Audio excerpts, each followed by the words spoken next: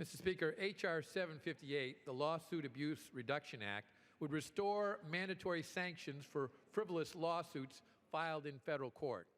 Many Americans may not realize it, but today, under what is called Rule 11 of the Federal Rules of Civil Procedure, there is no requirement that those who file frivolous lawsuits pay for the unjustified legal costs they impose on their victims, even when those victims prove to a judge the lawsuit was without any basis in law or fact.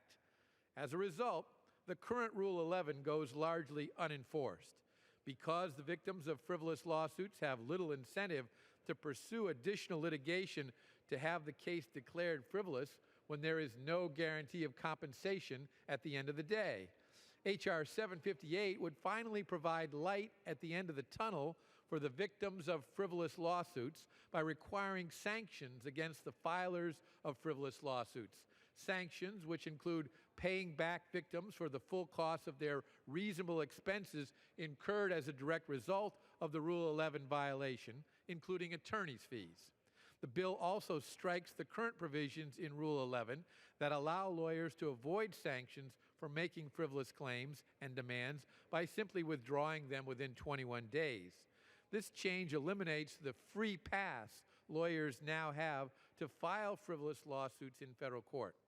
The current lack of mandatory sanctions leads to the regular filing of lawsuits that are clearly baseless. So many frivolous pleadings currently go under the radar because the lack of mandatory sanctions for frivolous filings forces victims of frivolous lawsuits to roll over and settle the case because doing that is less expensive than litigating the case to a victory in court.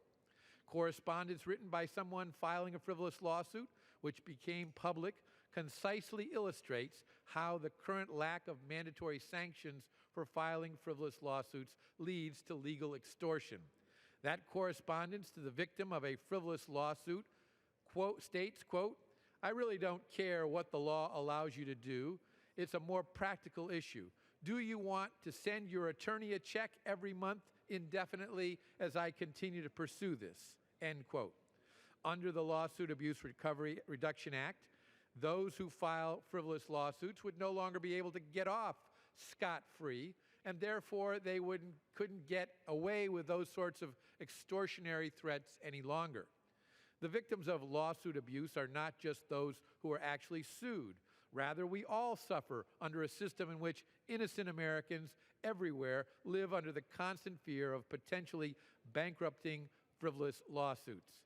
As the former chairman of the Home Depot Company has written, an unpredictable legal system casts a shadow over every plan and investment. It is devastating for startups. The cost of even one ill-timed abusive lawsuit can bankrupt a growing company and cost hundreds of thousands of jobs. The prevalence of frivolous lawsuits in America is reflected in the absurd warning labels companies must place on their products to limit their exposure to frivolous claims. A 5-inch brass fishing lure with 3 hooks is labeled harmful if swallowed. A vanishing fabric marker warns it should not be used for signing checks or any legal documents as signatures will disappear completely. A household iron contains the warning, never iron clothes while they are being worn. A piece of ovenware warns, ovenware will get hot when used in oven. A hairdryer warns, never use while sleeping. A cardboard car sunshield that keeps sun off the dashboard warns, do not drive with sunshield in place. And not to be outdone, a giant Yellow Pages directory warns, do not use this directory while operating a motor vehicle.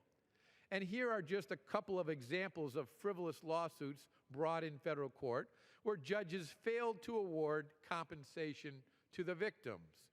A man sued a television network for $2.5 million because he said a show it aired raised his blood pressure.